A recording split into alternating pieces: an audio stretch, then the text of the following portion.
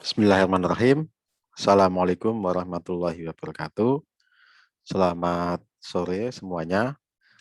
Hari ini kita akan melanjutkan materi tentang mitigasi bencana alam ya. Beberapa hal terkait kontrak pembelajaran sudah kita diskusikan pada pertemuan sebelumnya.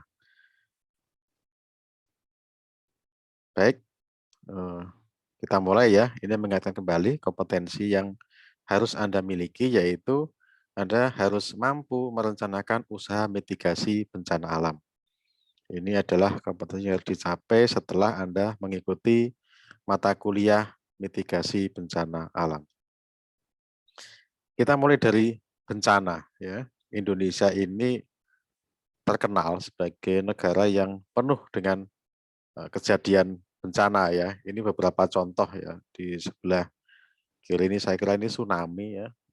Tsunami terbesar kalau Anda ingat itu terjadi di Aceh ya pada tahun 2004 ya. Tetapi kita punya potensi tsunami yang cukup besar juga karena menurut studi yang dilakukan oleh beberapa peneliti di ITB menggunakan model ya di Laut Jawa, maaf di Samudra India, yaitu ada potensi tsunami ya, yang itu kalau semua kejadian gempa terjadi itu akan menimbulkan tsunami bisa mencapai 20 meter ya, tetapi itu potensi kalau pada kondisi terburuk. Dan ini adalah ini pesawat Lion Air yang jatuh ya. Ini foto lama sebetulnya, tetapi beberapa kali saya kira kejadian ya pesawat ini jatuh terakhir kalau nggak salah di sekitar Tanjung Lesung ya atau dekat Kepulauan Seribu ya. Ini bencana longsor ya, kemudian ini gunung meletus ya, gunung berapi kita punya banyak sekali ya. Salah satunya Gunung Merapi itu gunung paling aktif. Kemudian ini tornado ya. Ini ini adalah kecelakaan transportasi dan ini orang minta-minta ya. Bencana sosial, orang kelaparan. Jadi ada banyak jenis bencana yang terjadi di dunia termasuk di Indonesia. Nah, fokus kita nanti pada bencana alam ya. Kita punya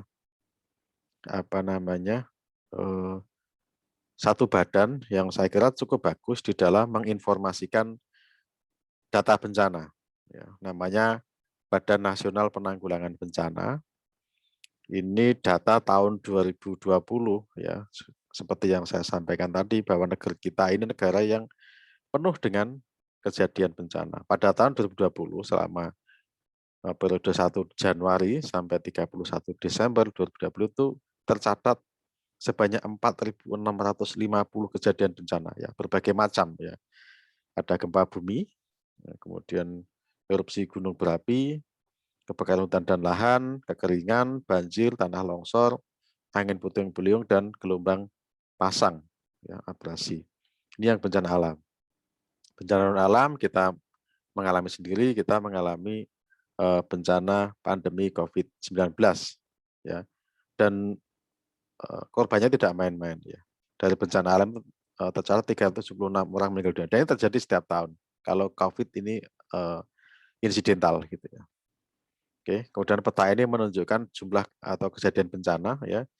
Warna ini menunjukkan kurang dari 50, ini lebih besar 50. Jadi Jawa ini paling banyak. Jadi ini mana nih? Saya kira ini Aceh ya. Aceh besar, kemudian Jawa Barat, Jawa Tengah paling banyak ya.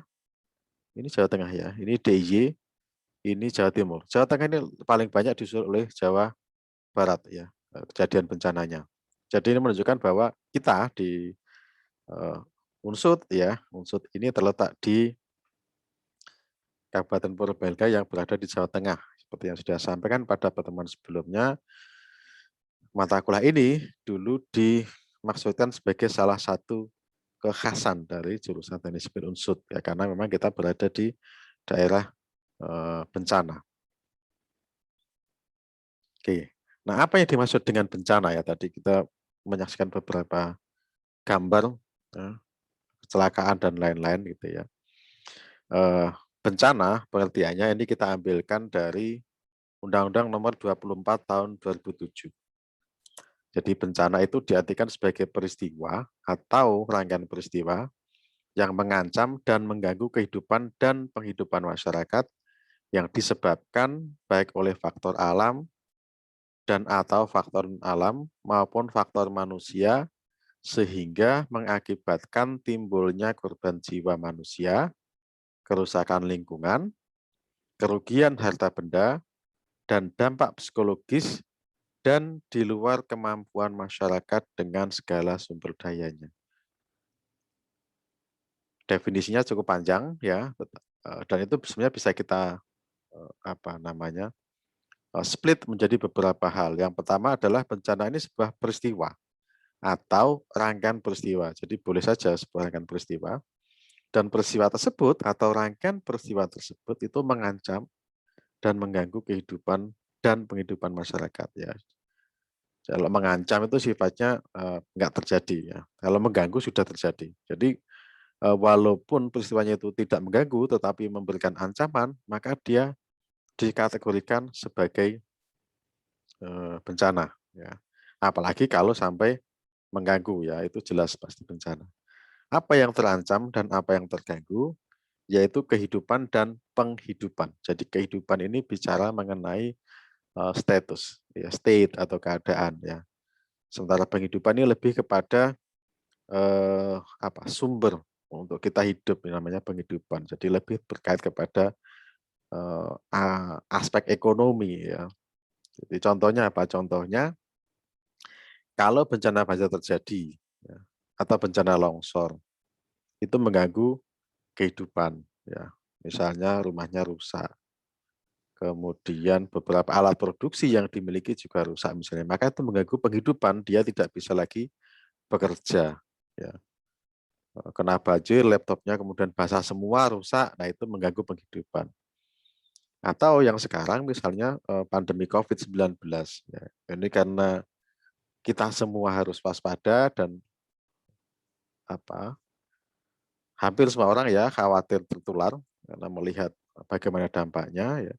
Maka kita sangat berhati-hati dan pemerintah juga membuat aturan yang cukup ketat ya. Sampai hari ini saya kira sudah hampir 3 semester kita kuliah secara daring. Mungkin tidak terlalu masalah secara teknis ya atau ekonomi. Tetapi bayangkan kalau mereka yang bekerja di sektor-sektor lain ya, misalnya apa? Misalnya sektor transportasi. Itu sangat terganggu penghidupannya karena mobilitas orang menjadi berkurang. Atau di sektor yang terkait wisata ya. Wisata. Sudah jelas ya, mereka tidak lagi menerima kunjungan gitu ya. Dan itu banyak nanti kuliner saya kira masih ini. Karena itu menyangkut kebutuhan dasar manusia. Tetapi seperti hotel ya, itu jelas sangat terganggu ya. Banyak hotel yang kolaps ya. Kan saya dengar-dengar seperti Aston itu katanya mau dijual karena apa pengeluaran jalan terus tetapi pemasukan semakin berkurang. Nah, peristiwa tadi yang mengganggu itu bisa disebabkan oleh faktor alam atau faktor non alam. Jadi faktornya bisa 3, alam, non alam, dan manusia. Faktor alam saya kira semua sudah paham seperti banjir, dan tanah longsor, ya faktor-faktor yang memang tidak bisa kita kendalikan. Ya. Gempa bumi kita tidak tahu kapan akan terjadi dan berapa besarnya. Kita hanya bisa memprediksi. Dan bukan kita yang membuat gempa bumi. Faktor non alam seperti faktor teknologi. Ya, kegagalan teknologi misalnya seperti kecelakaan pesawat ya karena unsur teknologi misalnya. Kalau saya tidak salah menyimpulkan gitu ya. Jatuhnya pesawat Lion di dekat Kepulauan Seribu salah satunya karena teknologi dari 787 Max ya yang dia mengambil alih kemudi ketika terjadi sesuatu. Itu salah satu faktornya. Tapi ada juga misalnya teknologi itu reaktor nuklir di Fukuoka, Jepang ya bocor karena dia menahan beban yang cukup besar. Misalnya gitu, itu salah satu. Atau faktor manusia. Faktor manusia banyak ya. bisa juga ini masih spekulasi ya, bahwa COVID-19 itu disebabkan oleh kebocoran percobaan di laboratorium. Ini bisa dianggap sebagai bencana yang disebabkan oleh faktor manusia.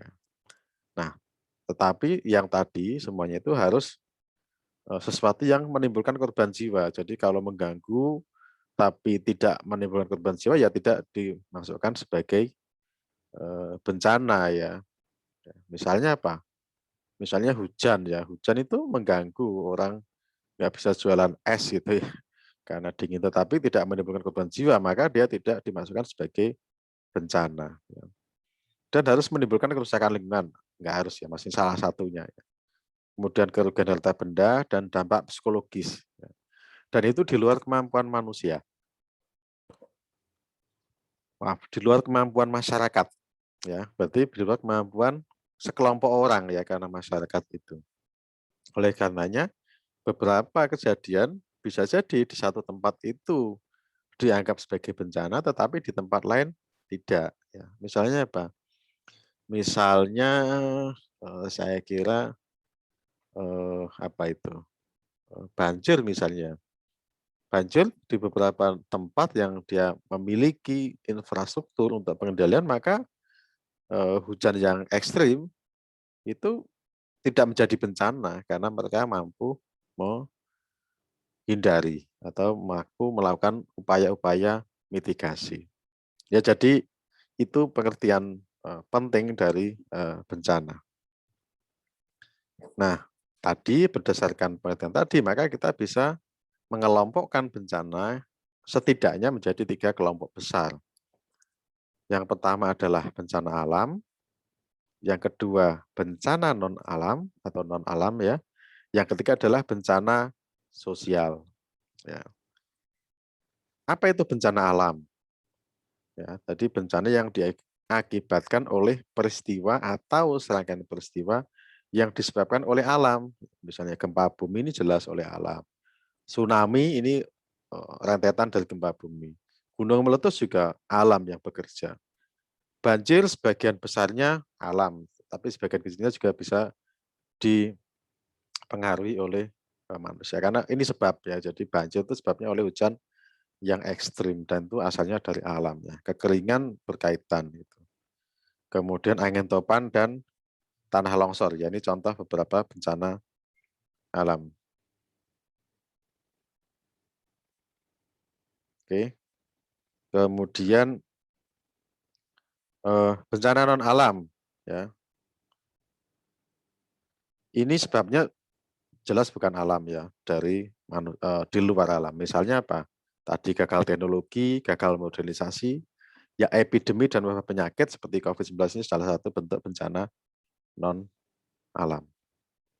Kemudian bencana sosial, ini bencana yang disebabkan oleh peristiwa sosial ya, konflik sosial antar kelompok atau antar komunitas masyarakat. Beberapa contoh, saya kira kalau bicara ini saya selalu menggunakan karena itu ya apa ya bencana sosial yang paling saya ingat ya terjadi pada tahun kalau saya ya tidak salah ingat ya itu tahun 1997. Cukup mengerikan ya karena ada konflik antara suku Dayak dan suku Madura di Kabupaten Sampit ya. Dan eh, memang mengerikan ya karena saling bunuh gitu. Ada kejadian orang kepalanya dipenggal dan lain-lain. Itu cukup mengerikan. Atau mungkin konflik di mana? Poso misalnya ya. Di Maluku ya banyak ya antar kelompok agama, antara kelompok kalau nggak salah Muslim dan Kristiani gitu ya. Atau di Garut ya beberapa tahun yang lalu ya beberapa kelompok dengan penganut aliran Ahmadiyah misalnya. Itu salah satu ya. Atau mungkin bencana sosial sebetulnya kalau kita mau lihat itu juga sekarang ini terjadi ya soal segregasi masyarakat pasca pemilu misalnya ini harusnya walaupun tidak tidak sampai menimbulkan korban jiwa tapi kayaknya mungkin ada beberapa. Nah, itu bencana sosial.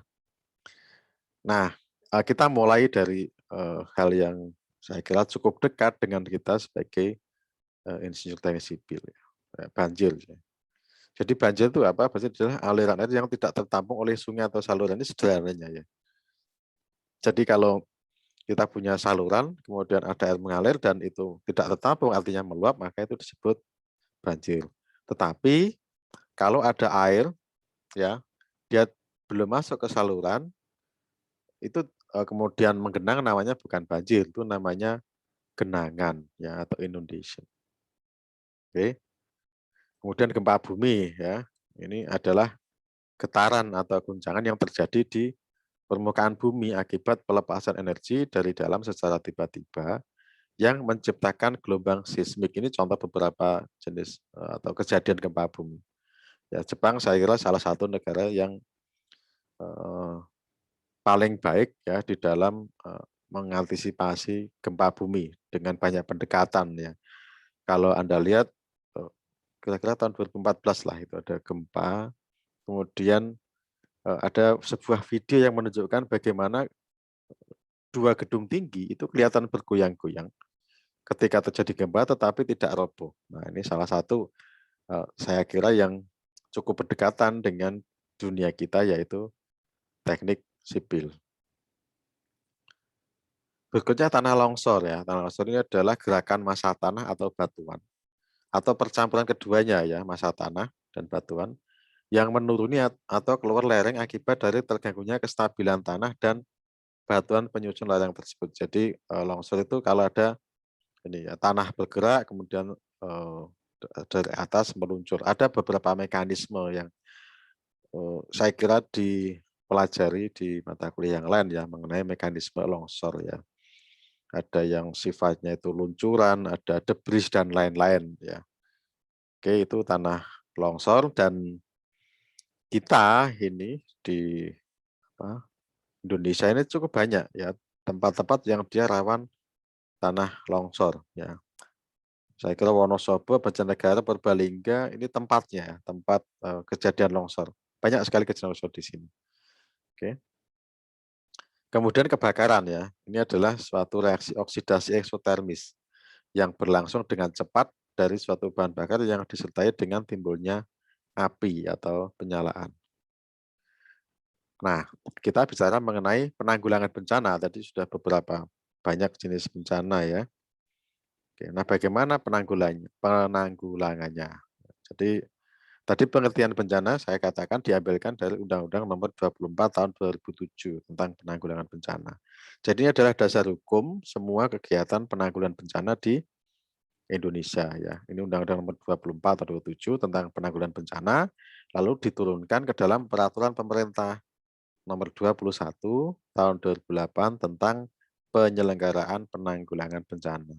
Dan ini dasar hukum juga dibentuknya BNPB pada tingkat nasional, ya, Badan Nasional Penanggulangan Bencana, dan BPBD, ya, Badan Penanggulangan Bencana Daerah pada masing-masing provinsi dan kabupaten, ya, di yang tahun 2008 ya itu diatur di sana. Jadi nanti semuanya itu akan atau semua pembahasan kita akan mengacu kepada dua peraturan perundangan tersebut. Nah, siapa penyelenggara penanggulangan bencana? Jadi kalau menurut tadi undang-undang itu, ya, yang pertama adalah BNPB, ya, kemudian BPBD pada levelnya masing-masing. Apakah mereka cukup? Tidak, ya. Kita butuh lembaga atau organisasi masyarakat, ya, banyak sekali ya dalam penanggulangan bencana itu. Misalnya kalau Anda lihat ada ACT, kemudian ada beberapa apa namanya kelompok yang siap dengan tanggap darurat ya. Dan setiap individu. Jadi setiap kita ini punya kewajiban berdasarkan undang-undang tersebut untuk juga berperan serta dalam upaya penanggulangan bencana. Ya, karena itulah kita sebagai insinyur teknik sipil itu juga punya kewajiban untuk itu melakukan mitigasi sesuai dengan bidangnya, sesuai dengan bidang kita. Karena ini sebuah kegiatan yang integratif yang harus melibatkan banyak orang. Nah, ini di Undang-Undang Nomor 24 tadi bahwa setiap orang itu berkewajiban satu, menjaga kehidupan sosial masyarakat yang harmonis, memelihara keseimbangan, keselarasan, dan kelestarian fungsi lingkungan hidup. Kedua, melakukan kegiatan penanggulangan bencana. Melakukan ya, jadi harus do. Ya. Kegiatan penanggulangan bencana. Berarti kita harus tahu apa itu kegiatan-kegiatan yang merupakan kegiatan penanggulangan bencana. Dan yang ketiga adalah memberikan informasi yang benar kepada publik tentang penanggulangan bencana. Jadi kita tidak boleh menyebarkan berita-berita bohong atau berita palsu ya. Informasinya harus benar. Misalnya ada banjir ya, kita harus sampaikan kepada publik ada banjir kalau kita tahu tentang itu. Nah ini contoh ya.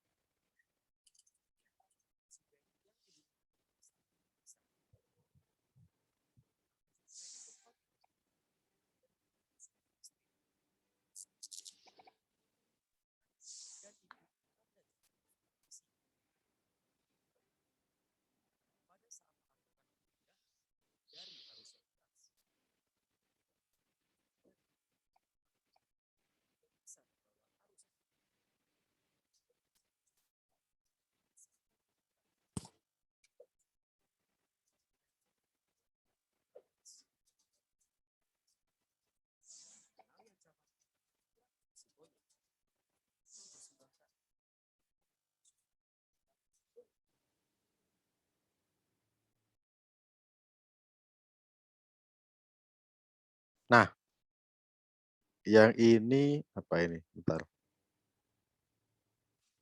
Tsunami. Kata tsunami berasal dari bahasa Jepang su yang berarti pelabuhan dan name yang berarti gelombang, sehingga secara umum diartikan sebagai gelombang atau ombak yang besar di pelabuhan.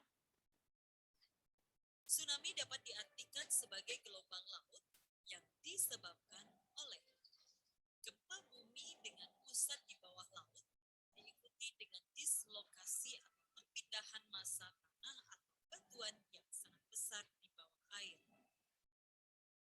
Letusan gunung api bawah laut atau gunung laut, longsor di bawah laut, dan atau hantaman meteor di laut.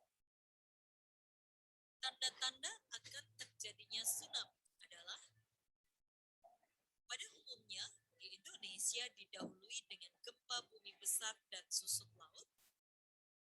Terdapat selang waktu antara waktu terjadinya gempa bumi sebagai sumber tsunami dengan waktu tiba tsunami di pantai. Di Indonesia, tsunami dapat terjadi dalam waktu kurang dari 40 menit setelah gempa bumi terjadi. Gelombang air laut datang secara mendadak dan berulang dengan energi yang sangat kuat. Gempa bumi di bawah laut penyebab tsunami memiliki kekuatan gempa atau magnitudo lebih besar dari 6,8 skala Richter dengan kedalaman pusat gempa tidak lebih dari 70 km dan pola patahan adalah sesar naik turun.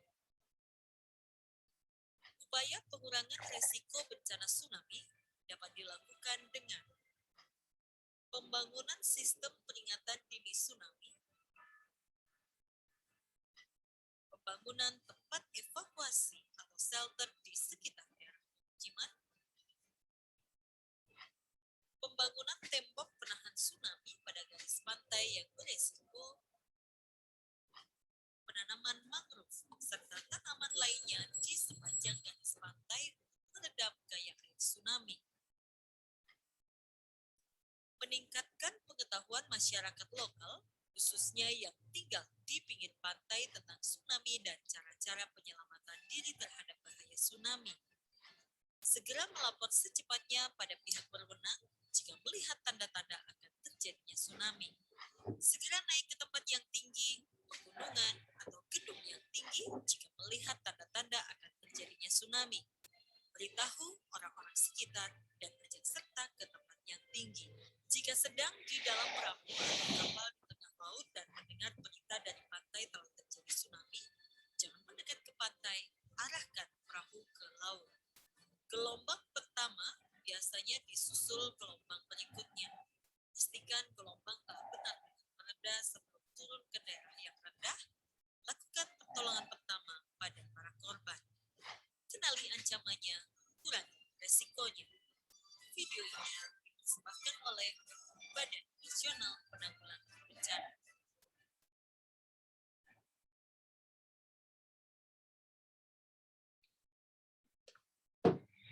Baik ya, tadi itu sebuah contoh yang saya kira bagus sekali dilakukan oleh BNPB untuk memberikan informasi sehingga setiap orang itu dapat melakukan kegiatan penanggulangan bencana sesuai dengan porsinya masing-masing ya. Dan itu penting karena tujuan dari penanggulangan bencana itu adalah untuk mengurangi resiko ya, bukan untuk mencegah bencana. Beberapa bencana tidak bisa kita cegah ya. Gempa bumi tidak bisa kita cegah, tsunami tidak bisa, banjir mungkin masih bisa dikelola ya, kekeringan masih bisa dikelola, tetapi gunung meletus tidak bisa. Jadi yang kita lakukan atau yang bisa dilakukan itu adalah mengurangi resikonya. Nah, tadi saya kira bagus sekali dan seharusnya itu dipahami oleh semua orang, terutama di tempat-tempat yang memang rawan terhadap bencana. Ya. Dan itu berbeda setiap tempat. Mereka yang tinggal di pantai tidak harus paham bagaimana eh, bersikap atau tidak terhadap bencana tanah longsor misalnya gitu. Dan sebaliknya mereka yang ada di eh, lereng gunung tidak harus ngerti bagaimana kalau ada tsunami, semuanya disesuaikan dengan tempatnya. Nah, ini langkah-langkah dari tadi itu penanggulangan bencana ya. Jadi ini sebuah siklus ya. Siklus itu artinya dilakukan secara berulang-ulang gitu ya. Jadi kalau kita bagi dua itu ada kegiatan yang dilakukan sebelum dan sesudah bencana. Ya, sebelum bencana itu ada namanya pencegahan dan mitigasi. Ini di sini kita nanti akan berperan ya. Ini apa itu? Yaitu upaya untuk mengurangi dan menghilangkan resiko bencana. Ya. Jadi kita fokusnya kepada resikonya, bukan kepada bencananya. Resikonya apa? Resikonya kalau terjadi banjir, akan menimbulkan genangan, kemudian orang nggak bisa kemana-mana. Maka untuk mengurangi resiko, misalnya dengan cara menurunkan genangan, bagaimana caranya? Gitu. Atau kalau gempa bumi, itu akan sangat berisiko kalau gedungnya roboh. Maka salah satu upayanya adalah untuk menguranginya ya bagaimana membuat gedung yang tidak roboh kalau ada gempa bumi, ya dan seterusnya. Demikian juga kalau ada tsunami dan gunung meletus. Kemudian kesiapan, ya ini meliputi kegiatan untuk mengantisipasi bencana, ya, dilakukan melalui pengorganisasian yang tepat, ya. Karena ada banyak hal yang kita tidak tahu, tidak bisa kita kurangi, tetap resikonya ada. Nah ini perlu siap-siap. Yang berikutnya adalah tanggap darurat, ya. Ini kegiatan untuk menangani dampak buruk bencana sesaat setelah terjadinya bencana. Biasanya beberapa saat ya. Misalnya dengan menyiapkan tenda-tenda pengungsian, kemudian suplai air bersih dan seterusnya. Ya, kemudian obat-obatan itu salah satu upaya-upaya yang termasuk dalam kegiatan tanggap darurat. Berikutnya adalah pemulihan atau recovery ya untuk normalisasi aspek kehidupan masyarakat. Dan itu terjadi mereka yang tinggal di daerah bencana biasanya punya trauma psikologis ya seperti gempa bumi di Jogja pada tahun 2006 yaitu karena begitu banyak bangunan yang ya roboh, runtuh itu butuh waktu yang cukup lama menurut penuturan teman-teman yang dulu terlibat di sana itu untuk mengembalikan psikologi penduduk ya untuk berani tinggal di rumah karena sebagiannya takut ya dengan resiko terjadinya bencana lagi. Jadi itu siklus di dalam penanggulangan bencana ya, ada pencegahan dan mitigasi, ada kesiapan, lalu tanggap darurat, dan terakhir adalah pemulihan. Jadi ini dilakukan secara berulang-ulang. Nah, apa itu mitigasi bencana yang menjadi fokus dari mata kuliah kita? Nah, ini menurut Undang-Undang Nomor 24 Tahun 2007 tadi, tindakan mitigasi bencana itu meliputi satu ya, perencanaan dan pelaksanaan penataan ruang yang berdasarkan pada analisis risiko bencana. Nah, ini terkait dengan kebijakan tata ruang. Maksudnya apa? Maksudnya misalnya tata ruang kalau daerah-daerah yang itu rawan longsor, maka dia tidak boleh dipakai untuk pemukiman. Itu kan untuk mengurangi risiko ya. Karena nggak ada orangnya, maka kalau longsor tidak timbul korban jiwa. Atau mungkin pada daerah-daerah yang apa namanya resapan air ya, itu maka tata ruangnya tidak boleh melakukan eksploitasi air tanah. Nah itu contoh ya penataan ruang. Ya.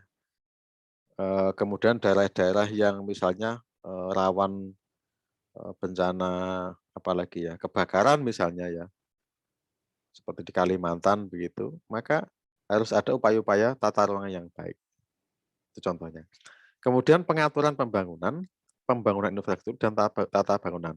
Ini saya kira sangat terkait dengan dunia kita teknik sipil ya, soal pembangunan infrastruktur dan karena semuanya kita tidak bisa menghindarkan diri dari kebutuhan akan infrastruktur. Ya, misalnya pada daerah-daerah yang longsor mungkin kita butuh dinding penahan tanah, daerah-daerah yang banjir mungkin kita butuh apa kalau di sungai ya mungkin stream bank apa namanya penataan stream bank gitu, kemudian kita butuh membangun waduk, bendung untuk bisa mengelola atau mengalokkan kontrol terhadap banjir dan seterusnya ya. Dan banyak sekali ya. Dan yang ketiga adalah penyelenggaraan pendidikan, pelatihan dan penyuluhan baik secara konvensional maupun modern. Maksudnya adalah misal nih salah satu upaya yang kita lakukan untuk mitigasi kita membuat apa namanya sistem peringatan dini banjir ya. Early warning system misalnya begitu. Sistem ini tidak akan bisa bekerja secara efektif kalau masyarakatnya tidak tahu ya bagaimana memahami atau memahami sistem tersebut ya. Karena itu butuh pendidikan, pelatihan dan penyuluhan dan ini harus dilakukan secara terus-menerus ya atau mungkin peringatan longsor ya ini harus dikasih tahu. Atau paling tidak misalnya daerah-daerah yang dianggap rawan longsor, mereka harus tahu bahwa daerah tersebut rawan longsor atau rawan banjir. Nah, jadi 3 hal tadi yang dapat dilakukan dan saya kira Anda nanti sebagai calon institut teknik sipil akan punya banyak peran ya, terutama di poin 1 dan poin 2 ya. Dan semoga ya setelah mengikuti mata kuliah ini Anda jadi punya apa kesadaran tentang pentingnya eh, mitigasi bencana. Ya.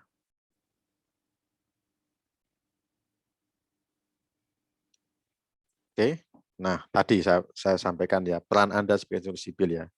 Anda bisa misalnya melakukan perencanaan bangunan pengendali banjir, pengendali pasir, sistem pengamatan dan peringatan dini banjir ya, dan merencanakan bangunan tahan gempa, pengendali longsor ya, tahan gempa dan tahan api. Jadi saya kira ini beberapa hal yang bisa dilakukan oleh institusi teknik sipil untuk mitigasi bencana alam ya. Dan ini saya ingatkan sekali lagi bahwa kompetensi yang harus Anda miliki itu adalah Anda mampu merencanakan usaha mitigasi bencana alam.